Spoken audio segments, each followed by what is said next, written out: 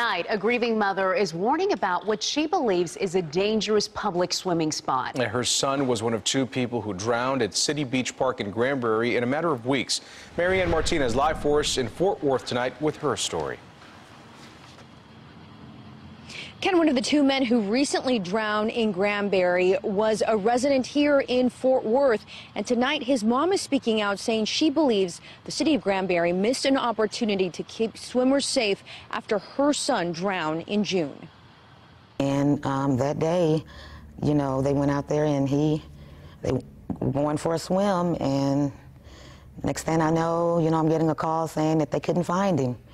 The last moment of Mashar Harrison's life haunt his mother. His June 16th drowning still a mystery to the 22-year-old's loved ones. That day, witnesses saw Harrison swimming towards the boardwalk and waving like he was in trouble. Several people tried to help him.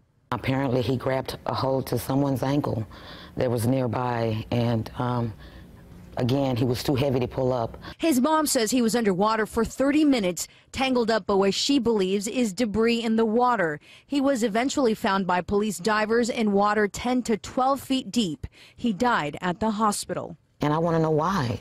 That could have saved his life. That could have been the difference between life and death in my eyes. And I just want answers. That's it.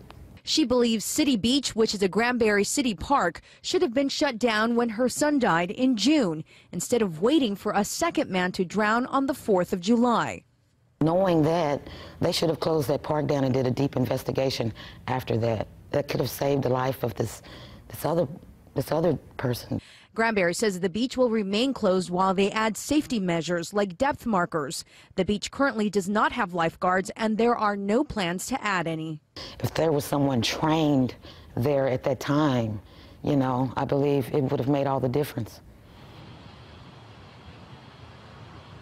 The city of Granbury says they have had 4 drownings at that location in the last 8 years, one in 2010, another in 2015, and the 2 this year within a month of each other. Reporting live from Fort Worth, Marianne Martinez, CBS 11 News.